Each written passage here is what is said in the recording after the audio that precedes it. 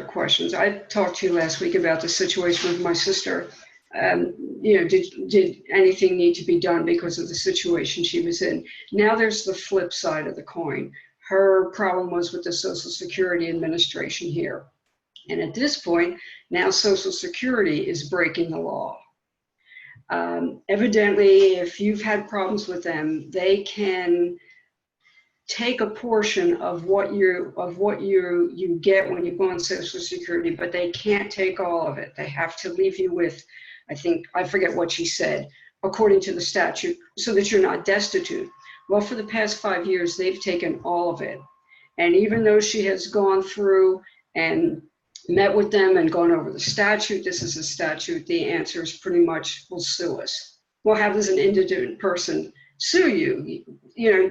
Because they know that there's, and even to try to sue somebody, trying to find an attorney that even handles that is another whole story. So, two questions are, I was thinking was, okay, now because of that, it has impacted our finances, my daughter's finances, a lot of other people's finances, because she has zero to live on.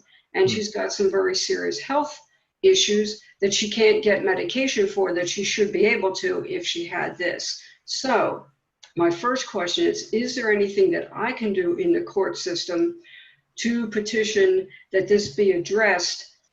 Because they are now the ones breaking the law. And this is not, let's slap them down and have them lose their jobs and all that nonsense. It's just that this is a wrong that needs to be righted, and it's affecting other people besides her. Is that something that I can do? Yeah, you can. I mean, it's an injustice, and you can go and see whether there are personal applications of that injustice to the individual, but if it's an injustice of, well, we're out to deprive people of what is actually a legal requirement, then yeah, I think you can. Yeah. Okay.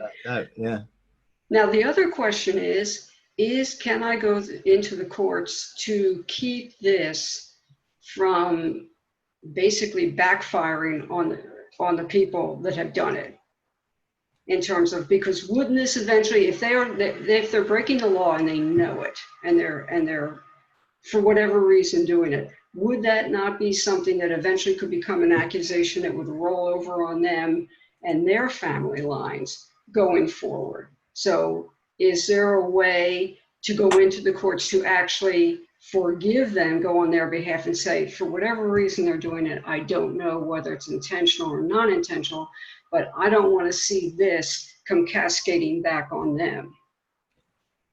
Well, yeah. I mean, I think implicit in any court case, if it involves people, then forgiveness is part of the deal. And really, probably you're looking at the system rather than the individuals, because individuals operate as they're told. Right. Issues that are of that nature will get passed up the line. Right. Some manager somewhere who will say you have to do this or you can do this. Precisely. So I think so long as your heart in it is, as you say, and you're wanting to release forgiveness, and you want those people to be blessed, that they would operate in a more righteous way, effectively. Yeah. So yeah, I would say you can definitely do that. Okay. If it's a larger governmental issue, then sometimes you can do class action cases where, okay, this is on behalf of a nation, if you like.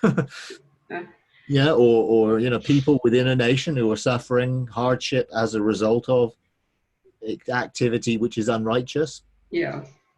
I'm not familiar with anyone else going through it. So, and this is a very odd situation as far as I know. But yeah, and I pray blessing on the people in Social Security for everyone who has touched her claims for whatever. I pray blessings on them, on their family, protection for them and everything. But I wondered, would it be just one step further to say, hey, that there are no ramifications that come back on them? Because I realize probably most of the people are doing it because they've been told you have to say no. It's somebody higher up the food chain, whoever that may be. But still, they are breaking the law and they know it. So they're sort of like between a rock and a hard spot, and I don't want anything coming back on them. No, Because but it's not them who would be the problem. It would be it's the system that they are using or hiding behind or whatever. okay.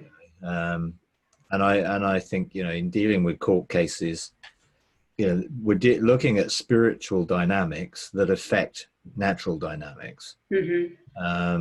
So it's not like you're looking to, you know, get one over on the government. The thing is, you just want them to operate righteously within the laws that they've set. And correct. You know, and I think there may well be, if there is a cultural dynamic, you know, if there is a cultural dynamic, which, you know, within our social security system, there's a cultural dynamic to try and keep people from what they're owed. It's built into the system. It wasn't under the previous governments, but under this government, they're almost tasked with trying to withhold rather than give.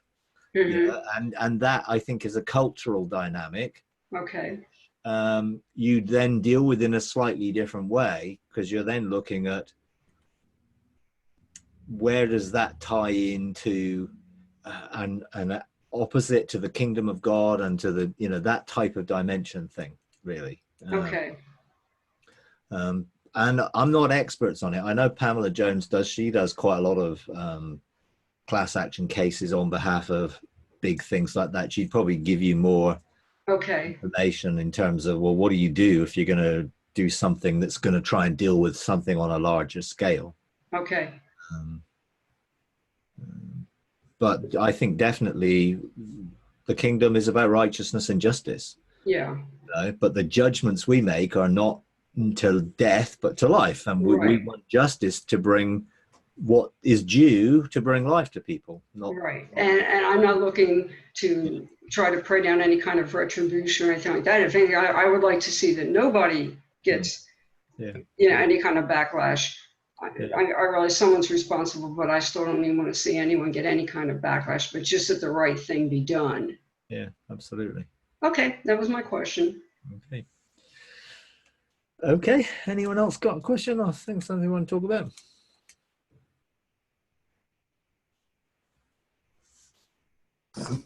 Sorry I was late. My computer decided it's a good time to do an update. I did that yesterday, right in the middle of, I was in the middle of a meeting. I think Mary was on the meeting, and all of a sudden it's just like, oh, I'm frozen. What's going on?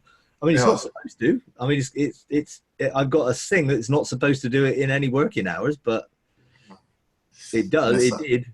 So I had to, fortunately, the Zoom call just carried on, which was great, and carried on recording, even though I wasn't in it, which was... So yeah, it's a bit of a nuisance when it does that. Good. I thought I'll give you a quick testimony from just using the mind and so on. I think last time I mentioned about the turbulence and so on in the airplanes. I try and stop that and so on. So every night I've got 2 American staffies, and every night I take them for a walk. There's a sort of a park with a lake and 2 pieces of bush around it. And the other night, it's a brother-sister, the dogs, and the girl just ran away. She chased after something, and she was just gone. So normally they come back, they're very well trained, they come back when I call them, but she's gone. So I felt God said to me, okay, well, connect with her with your mind and call her. So I just did, and I stood still, and she was I don't know where she was. So I went until I could focus into her mind. And I called her back, and I just verbalized it, but ever so softly. And I just told her where I was, and it was probably like 30 seconds, and she came running straight back to me. So, and then it's now happened 3 times where I let her go, and I go and hide or something, and then I call them. I just try and get them, and then I call them, and they actually come back to where I am. It's just quite interesting. Awesome.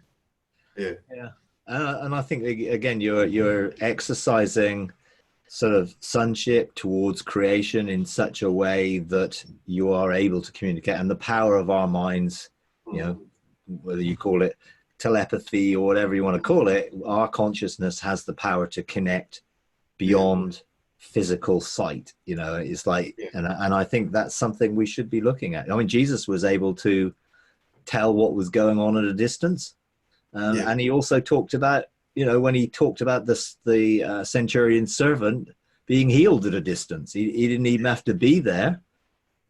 He could. No, how did he do that? I think exactly what you were doing. He focused his consciousness on that situation, effectively had released healing into that situation by connecting to that person.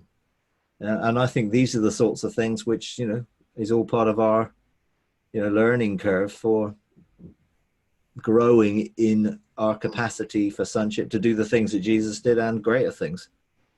You know? Yeah. You know, how did the fish come with a coin in its mouth? You know, yeah. It's like fish don't normally jump out of the sea to be caught, do they? In that sense. So again, how did Jesus get the fish to respond? Yeah. Because it didn't say he cast a line out or something. Yeah. So in some way, you know, there is this sort of interaction that I do believe there that we are supposed to have. And I think with creation in a sort of an elemental way, there are things which are sentient that we can begin to engage with, as well as animals, which, you know, do seem to have personality and some sort of soul dimension. I don't think they've got a spirit as such, but they've certainly got a soul. They certainly have a personality, and they seem to have memory and other things, capacity in that way. But there's that within creation which we wouldn't necessarily see as an animate being, but I think still does respond to us. But creation itself, we were supposed to rule over. Yeah. Birds of the air, fish of the sea, animals, you know, they are supposed to respond to us governmentally. It's just we've, you know, in a sense, probably misused that in some way by not doing it in the I'm here to tend and cultivate and nurture this environment, but you know, man has sort of abused it and not taken the responsibility in the right way and used it in the wrong way. But yeah, I think it's all part of our journey, so it's excellent. Yeah, I think that in the part of the restoration of all things, it's getting to the place where the rocks can cry out, and obviously the animals can communicate. They communicate with each other. If you watch the animals, like elephant in their herds or the whales, or so we should be able to connect within that frequency, and they might have a lower mechanism or form of communication that we have, but still they communicate. Absolutely. And as do trees and other things. You know, they actually have found, you know, there are networks of communication with trees and various things like that. You know, the trees of the field will clap their hands. And there's a sense where, hey, you know, it's all supposed to be in a relational perspective. You know, we're the whole of creation was made to be relational within sonship. So yeah, it's good. good story. And I think, you know, we will start to see more and more of this type of thing happening, and it's good to practice it, isn't it? And, you know, and actually, hey, I'm going to do this and I'm going to engage it, and because that gives you then, hey, when you get to do it in another situation, you have a testimony of the reality of doing that in other situations, which is always very helpful. Yeah, I think when I started out on this journey, I thought, like, we went to Michael and Lyman and sort of one of their conferences and learning about moving the spirit and so on. So I practiced a little bit of that, and I remember I used to take the bus into work every day, and sometimes the bus drivers forget to put the aircon on, and I normally sit in the back, and the engine is in the back, so it gets quite hot. So I did it, I think, on 8 occasions where I go and I try and speak to the bus driver by walking down and go while I'm sitting in the back, go and speak to them. And on 6 occasions, they actually switch the aircon on when I go and ask them, and I say, and I know that on 2 occasions I had to like literally shout at them, please put the aircon on. So I don't know if it was just coincidence, but on 6 out of 8 occasions, they turned the aircon on shortly after. So, which was a good exercise. Yeah, absolutely. Yeah, awesome. But, I don't know if Jackie wants to say anything.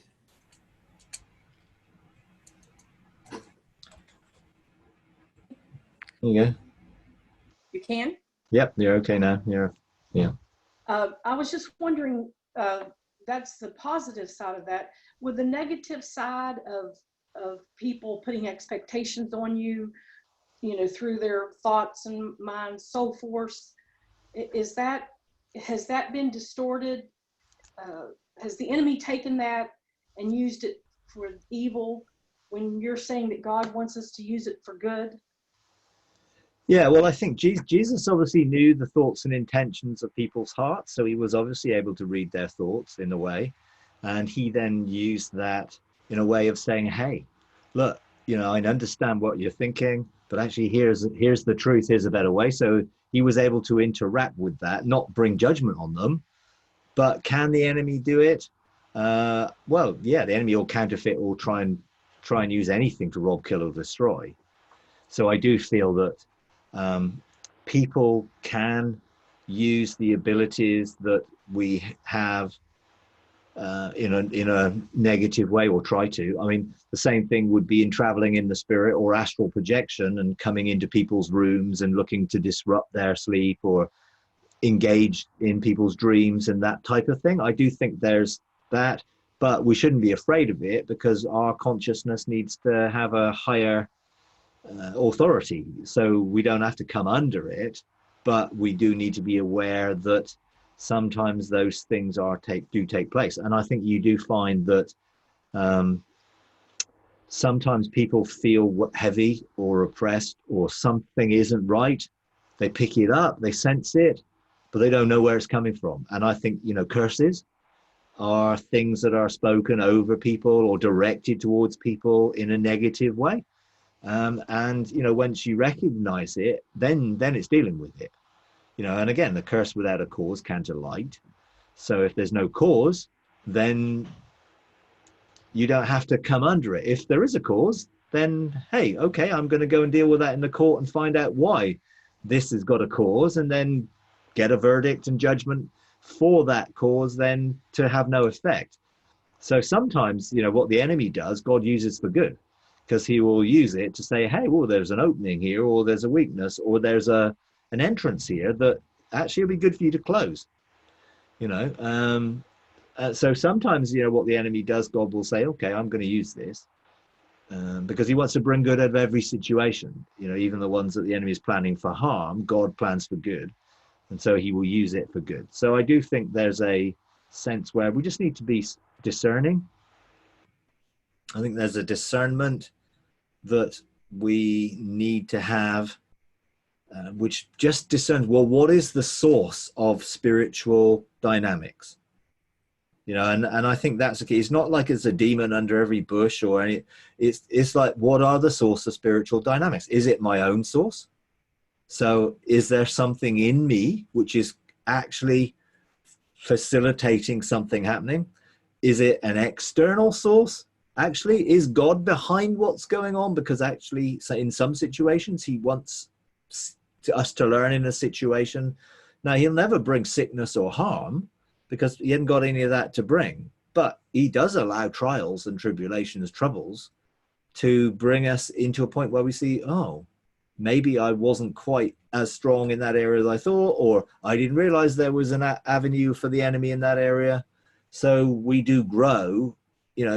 If we're going to overcome, subdue in our government as sons, then there's going to be things that we have to overcome.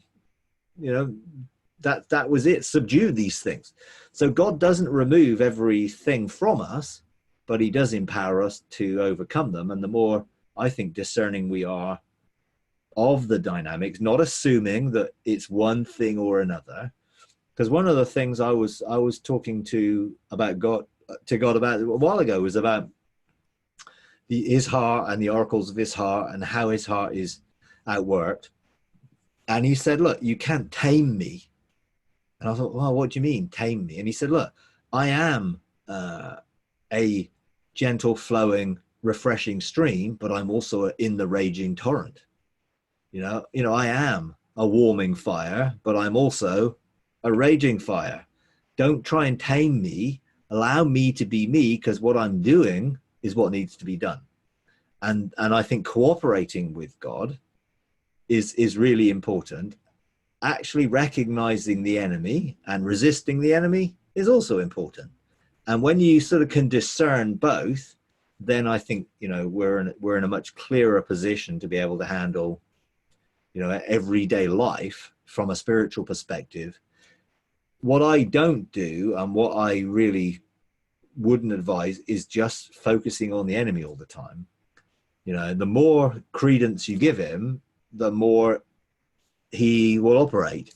You know, I deal with it when I'm aware of it. I'm not interested to go and try and, oh, what's the enemy's schemes? Oh no, it's like, that's what Job did. Every day, Job sacrificed just in case his children messed up. You know, that's what he did every day. You know, and it was like he did it because he was in fear that he didn't trust God. You know, so on the surface, oh great, he's really looking after his children, he loves his children, he whatever.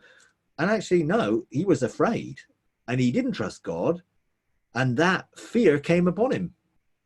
That's why what happened to Job happened, because what he feared came upon him. It was a legal right, and he didn't trust God, and eventually he realized that, and then began to put his trust fully in God and not in, I need to do this, I need to do that, I'm carrying the burden of all this responsibility for my children and my family. And he was living in fear, you know, and that was the access point. And, you know, we've got to make sure we don't live in fear, and let's be more God conscious than enemy focused and conscious, you know. And the less we've been concerned with demons, the more freedom people have. Yeah, because we've taught people to live in freedom, not be afraid of the demonic, you know, and so they can, you know, live in that state of not focused on the enemy all the time, but hey, if we're focused on God and outworking our destiny, then if the enemy gets in the way, then we'll deal with it. But the enemy knows most of the time whether we know our authority, and most people who know their authority aren't bothered by the enemy. You know, I remember, you know, Smith Wigglesworth in one of his books saying the story that, you know, he was in bed and he woke up and there was the devil sat at the end of his bed or whatever, or standing at the end of his bed, and he was like, oh, it's you, is it? And went back to sleep. Now, I think that was a sense of, hey, you got nothing in me. You're not going to intimidate me, so get lost, basically. I'm not even going to be bothered with you. And I think there's a right sense of that, to have that confidence in God. But if he does get in the way, then, you know, we have the authority of the court system, and we have the authority of our declarations and decrees of sonship to deal with whatever the enemy throws at us. You know, he stops throwing it, A, when when we're not really looking for it anymore, and B, I think when he knows that it's useless anyway, attacking us, because he's not going to win, you know. So, yeah. Mike, how would this tie into living above the snake line? Are you familiar with that phrase? No, we don't have too many snakes in the UK. I understand what you're saying. It's probably a line where they don't live above, you know, in the mountains or the temperature or whatever. Yeah. You know, it's in a level or a realm of holiness, godliness, righteousness, to where, you know, a lot of this stuff is put in check just because, and you may word it differently, but sure. Ian Clayton, one of his books, he mentioned that, and you know, living above the snake line. Yeah, I think it is just living in the state of righteousness that we're in, and that's not just a positional thing, it's a reality thing. So we do keep our eyes focused on the positive things above. We are living in gratitude and thanksgiving and in peace and in love. We're living in rest. And I think when you're at rest, the enemy really doesn't have an awful lot of access. And, you know, when you're then operating from a state of fear, anxiety, worry, concern, and your thinking is actually all involved with what I can do or how am I going to fix this or whatever, and you're in that state, then I think the enemy just gets into that and takes advantage of the state that we're in So, it says, think of those things that are above, whatever is pure, whatever is lovely, whatever is good. We can keep our focus on that which is good. And I think we are living in a different state, which you would say, hey, the enemy doesn't live here. We're living from a place where we're seated. He's under our feet. Yes. So if we're living in dual realms and we're consciously engaged here, but also in the realms of heaven, then he's under our feet. That's the perspective in which we see him. He's under our feet. He's below. It's like, hey, that's the place where we know we have authority because we're in a higher place, and living from that dimension, I think, is good. I think, there are some keys to everyday living, which I do think are, living in gratitude. So, living in that state of thanksgiving, in that state where we're not really, where we're consciously focused on, hey, I'm thankful for today. Hey, today is an opportunity. This is joy, and peace, living at peace, which means no animosity towards people, forgiveness, the right attitude. And even if people see themselves as our enemies, we treat them with respect and love, and I think that is really important, to live in that state, because when we know we're loved, life takes on a whole different perspective. We live in a state of joy, and then peace is an outworking of that state, and I think that would be, the enemy knows he's not got an awful lot of room when you're living in that state, because if you're grateful for stuff, he's not going to get you to be grumbling, complaining, groaning about life. If you're living in peace, you're not going to be at odds with people. You're going to live in that state where your forgiveness is a lifestyle, and I think that's really sort of not living in the place where we're giving the enemy opportunity. Jesus said the enemy's got nothing in me, and I do think that is something we should all be looking to have, that example. The enemy's got nothing in me. Yeah.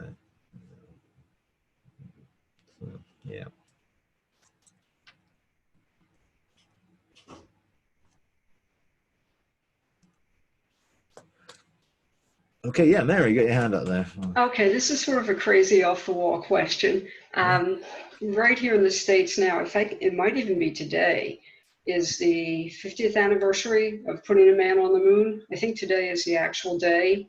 Yeah, we had a TV program on about it last night, 8 Days to the Moon, yeah. Yeah, and we've watched 2 specials, which is really neat to go back and see all the old footage and remember what it was like, living at that time and when it landed. Well, my observation, I said to Joe, I said, when you had the conference, the restoration of all things, I believe it was Justin Abraham who sort of made the comment through one of his presentations, or somebody did, that when they landed on the moon, that they were met with an entity that told them not to come back. And one of the things in the program that we were watching last night, the commentator said that there were a lot of things about what happened in the launches and that was never made public. And they even said that there were some things that Neil Armstrong would never talk about. So I said to Joe, I said, well, wow, I said, is it possible that one of these things, first, did this really happen? I don't know. And when he made that comment, I was like, really? But the other comment that was made in this program was that after they had 11 and 12, 13 was when the oxygen tank exploded, that all of a sudden, even after they did the first 11, everything got really sort of tampered down, and it was supposed to be 20 missions, never happened. And they said it was very surprising how NASA very quickly shut down that whole area of exploration. And, they were going full steam ahead, and then all of a sudden it was like, oh, okay, we're not going to do this anymore. So I wanted to bring up to see, do you remember that comment being made? And have you ever heard anything to that effect?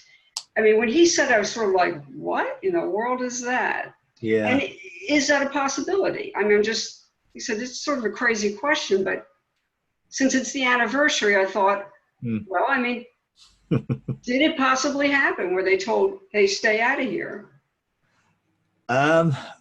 I mean, I can't exactly remember that being made, but I've heard it said before.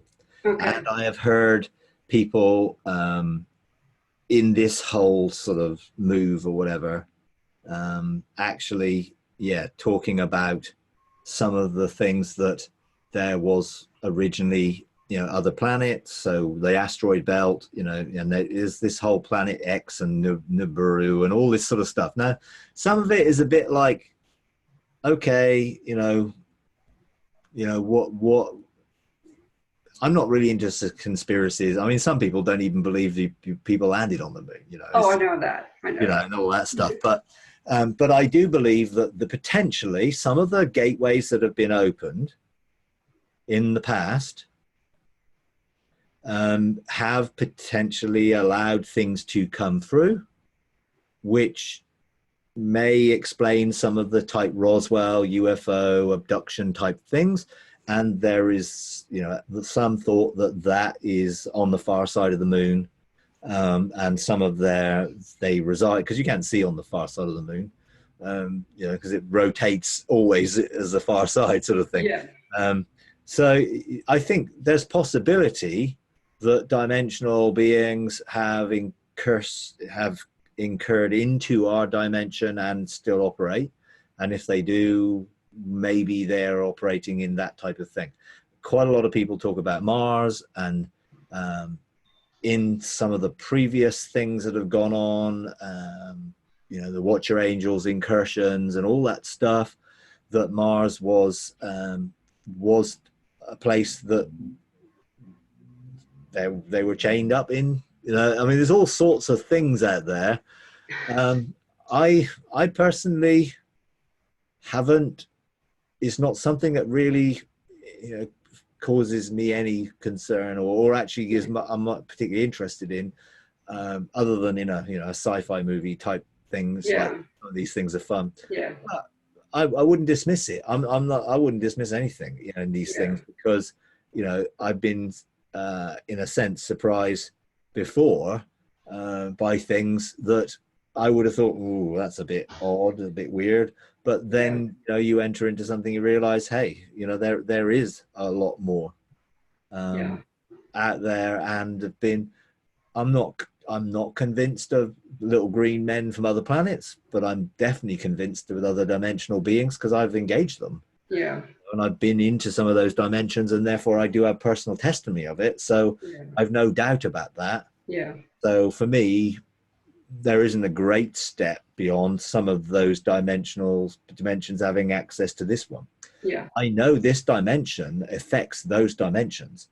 The worst of this dimension has been outworked in that dimension. And now we're beginning to raise the frequency of sonship. Those dimensions are actually are sensing our sonship. And some of them are responding with, we want to engage the sons of God, you know, in that way. So, yeah, I mean, it only just sort of caught my attention last night, because they mentioned that there's a lot of things that went on that NASA has never released. And they said that there's a lot of things that the astronauts themselves never talked about, you know, and they said particularly Neil Armstrong. And the one point they made is that all the astronauts left something on the moon when they went there. And for him, he never ever talked about what it was. Now it wasn't any kind of, you know, big conspiracy. He said that's just the type of person that he was. There were things that he just would not talk about, but they did say that there was a lot about that whole thing that NASA has never opened up. There's a lot of things that the astronauts never talked about, which made me think, okay, remembering Justin's quote about, okay, they got approached and said, hey, don't come back here, you know. I wanted to say, hey, did you have any insight into that? And was that, you know, I mean, I guess I don't have any personal thing, but I wouldn't have any reason to sort of to think that couldn't happen. And particularly, it's like, it is odd having all of the technology increased that we have over the last 40 years or more. Why we have not effectively use that technology to affect these things easy. I mean, it's so much easier. I mean, there's obviously stuff there which could have beneficial things to us and everything else. Oh, yeah. You know? And that was the point that they made, that all of a sudden it was like the interest. Now, part of it, they said, yeah, okay, the public did lose. It wasn't, you know, as big a deal, but that never stopped the government before, you know, for scientific. And then it was just after 13 when there was the oxygen tank explosion that everything just came, they just said, hey, that program got shut down so fast and nothing ever got touched again. And it's like, Yeah, I mean, I think, you know, when you look at the overall picture of those things, you know, it obviously wasn't just a financial issue, because essentially they put billions of dollars into all sorts of rubbish. So it's got to be another reason. And, you know, it's not that they've stopped engaging in space. You know, they've developed the shuttle, they've developed so much more. Yeah.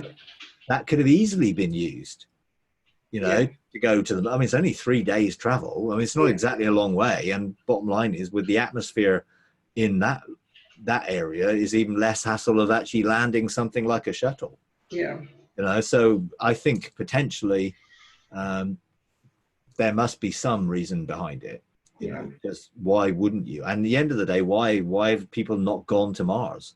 I mean, it's not that difficult. It wouldn't be that difficult, you know, but they haven't. But, you know, so yeah, maybe. But then some of it, you know, maybe just, who knows, you know, some of the technology that may be available in the future for expanding may not be ready to be released because we're not ready for it, you know. And we're not even ready to look after our own planet, you know, rather than taking up, you know, occupation of the moon or Mars or some other planet. It's like, look what mess we've made of this planet, and we're still now looking to see that restored. So I mean, maybe we could come up with some sort of a galactic trash collector, because of all the junk that has been left up in orbit up there, to, you know, sort of clean up all the trash that we've left behind. Absolutely, yeah. And there was a TV show about that called Quark, and they were the intergalactic, you know, trash collectors. Yeah, we're not exactly the most tidy of people, are we, when it comes to, I mean, look at the oceans and look at all the plastic, and look at, I mean, it's just, you know, we've not been very good stewards as sons in terms of the planet to tend and cultivate it and look after it. Yeah. Somewhat stripped it, and we've used it for our own ends, but not necessarily seen, you know. And I think a lot of that is because of the eschatology of, well, it's all going to get consumed by fire in the end, so, you know, who cares? What's the point? Who cares? Yeah. You know, and actually there is a point, because that was our mandate, you know. Our mandate was to rule, you know, and rule is to rule fairly in righteousness and justice, you know. That's our rule, you know. And ultimately, when Adam was walking with the Father, there was this sense of tend and cultivate, look after this, care for it properly, expand that to fill the whole earth with the overlap of heaven and earth, you know. Maybe that was why they were told not to come back, because it's just going to become another junkyard. Well, maybe, and maybe we're just not ready, you know? Yeah. Just one quick thing. Yeah, Div was talking about, you know, interacting with his dogs. We have a whole collection of feral cats. We've had them for years, and our newest one is a little black kitten, and it has problems with its eyes. We don't know what it is, but you can go out there in the morning and the eyes are just like caked shut. So we go out there, and Joe feeds him in the morning. We bring her, and we bring her in the kitchen, wash her eyes off. So I was talking to the Lord about it, and I said, you know, obviously Ebony's got a problem. You know, what do I do? And he said, just sing over her. He said, the frequency. So every time when I see her, and she's now friendly enough, if she sees you, she'll follow you around the yard. I can pick her. I'll just sing over her in the spirit. And her eyes are starting to clear out. Now, it's not totally gone, but they're drastically improved. And I thought, okay, you know, simple thing. Now, I wouldn't make that, you know, the official doctrine that every cat comes by with a goopy eye, I go sing over it. It's just, in this situation, it's like, do this now. And I just thought, that's sort of, you know, change the frequency of what is going on to facilitate healing. So absolutely, yeah, definitely. And there's definitely healing sound and why not healing songs? Yes, there's no reason Yeah, not I mean, I to. guess I could bring her and play the chimes for her or something. Because it is the intention that you release in what you're doing Yeah, is carried on that frequency, yeah. releases that too. So yeah, absolutely. And I was just like, well, I thought, well, boy, look, that's really simple. That's easy enough to do. I can do that, So appears to be working, and she's getting better. Good, excellent. Okay. Yeah, Div, you got your hand up there? Yes, so when you were speaking about being stewards and looking after our own planet and so on, and the justice and so on, this is sort of, I've got so many questions, personal questions around renewing of the mind and so on, but what God is dealing with me at the moment is I've gone now through two cycles. I've picked up the pattern where I do consulting, so I go into business and I do IT consulting, and but then God gives me sort of a revelation, because the one was at one of a big financial institution, and they spent literally tens of millions of dollars on a project that failed. And I came in and God gave me within no time just the revelation. They were all looking at technology layer, and then I did a presentation for them and presented what God showed me. That went all the way up to, and they restructured the project, and we were pretty successful in launching it. But what happens then is the enemy doesn't like that, because what God gives me is to bring light and freedom for the people, and bring some restoration in the way people are treated and so on. So what the enemy then does is he uses this authority structures of the business and put people in there that comes and counters all of this. And it's now happened in this second environment as well, where I pick this up, and I'm not 100% sure. I'm still blinded to finding out exactly what's behind all of this and trying to figure it all out. And so that's part of it in the spirit, to go and see what is the enemy's strategy, so it doesn't occur again. I need to take that thing out. And secondly is the personal growth of my side of renewing my mind, because I mean, in this one case, what they did is to try and work me out was produce false evidence where they log into systems and delete things and they try and blame me, but they don't have any evidence, and things like that, where they really go aggressively against me. And then God's saying to me, I need to obviously live in love and come in humility, and then bring his light but his justice in. And it's such a difficult thing, because you cannot operate out of the flesh at all. So I have to go into the spirit and grow personally. But I find myself, I trip over my own mind. And so the renewing of the mind is, I think, the biggest thing for me, to be able to see what the enemy is doing, and then also to follow in God's step and have his thoughts and his heart and his motives. And I find the question really is, how do I accelerate that process, because I go in loops. Yeah. I mean, I would, rather than be concerned what the enemy's doing, I would be looking to legislate for the protection of what you're doing. And so the enemy has no access to it.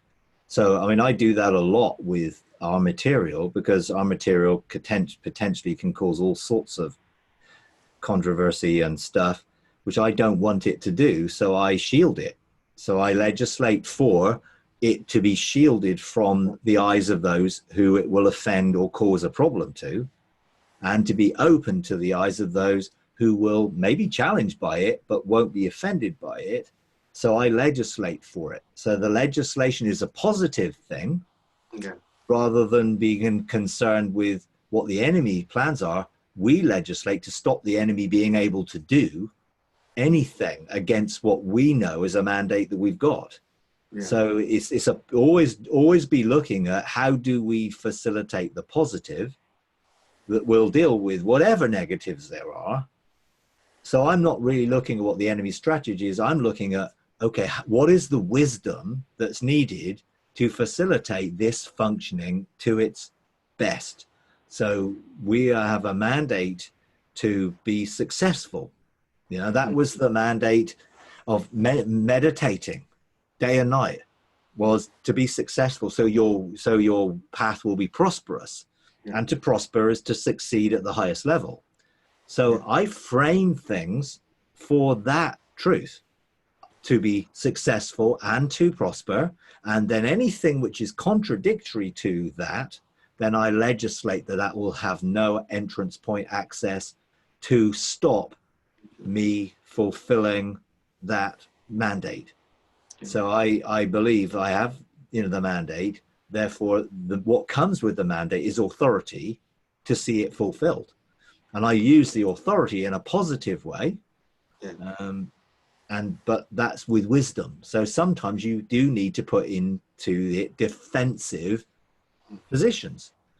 I'm on the offensive, but I want to make sure that I leave no door open or no access point. So I do legislate very much positively into that type of things, and that for me is always looking on the positive side rather than be too concerned with the negative side. You're seeing the effect of the negative side, which is an indication that they're accessing something they shouldn't, or hindering something they shouldn't be able to. So why? You could do a court case to see, is there any access point that is open that they're using? So find it's an accusation. But generally, I found that majority of what I do is positively legislating to hinder or obstruct anything that the negative is going to try and do. And that for me is sort of my general way of dealing with things. I frame it for success, and then I legislate to make sure that nothing hinders that success. Yeah, I wasn't. That's brilliant, because I wasn't even thinking about legislation. I was just more taking things personally. Are there holes in my fence that's allowing this to come through, and all of that, and trying to deal more on a personal, because there's a lot of personal growth in it. But I didn't even think about legislation around the mandate that I was given. So thank you. Okay. Anyone else got anything they want to talk about?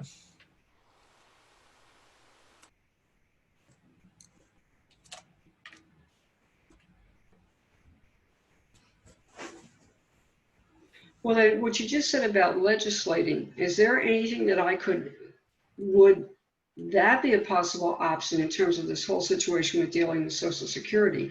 Would there be a way to do legislation in that respect? Well, yes, in a sense.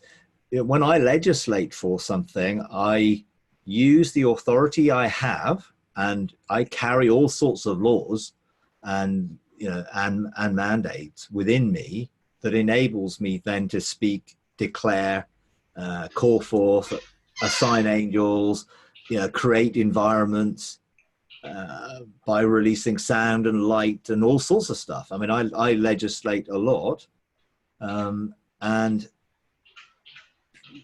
that is, in this situation, you can call for favor and blessing. You can call for righteousness. You can call for an opening and you can call for the right people to come into post who are going to respond favorably, and the other people to be removed from those posts and sent somewhere else. I mean, there's so much that we can begin to do when we realize we have authority to affect things in alignment with justice, righteousness, in that sense. So yeah, there's a lot of positive things. I very rarely do court cases. I legislate for things to change. Okay. I don't assume, the enemy's got something.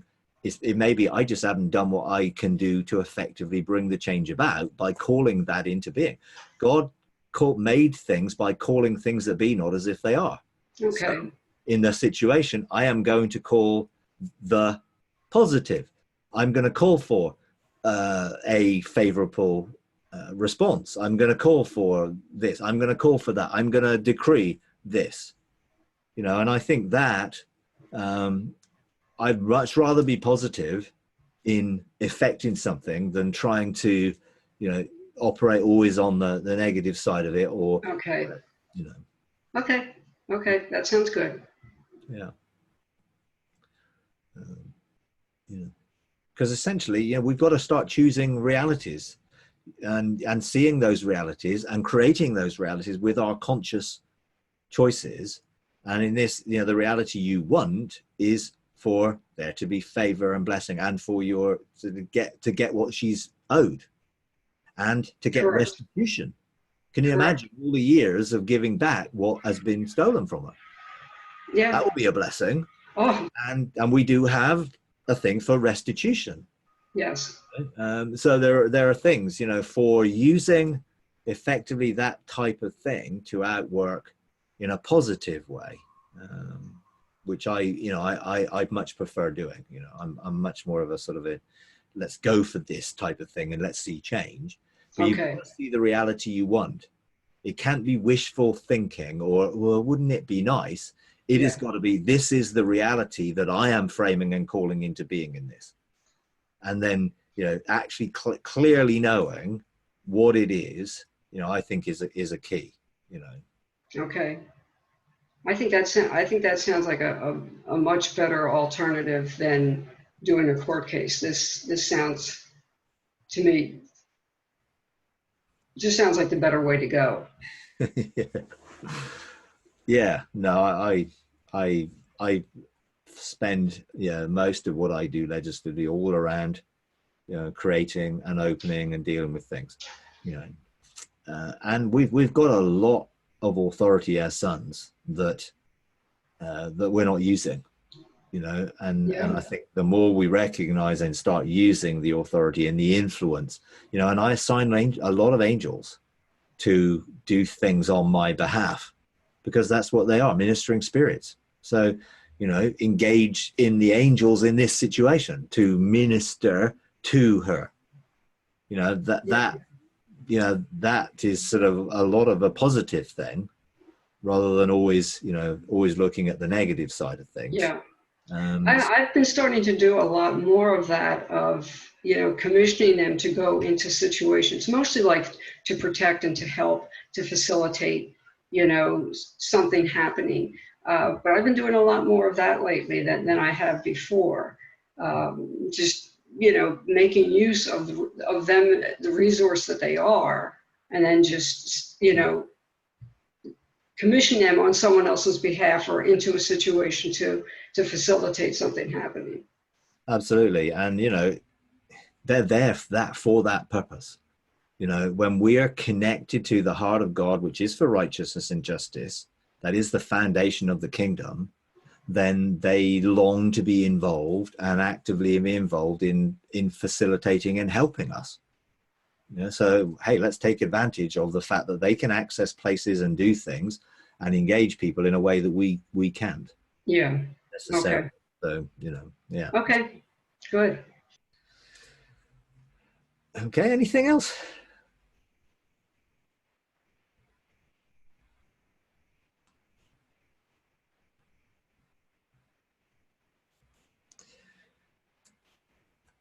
Ooh.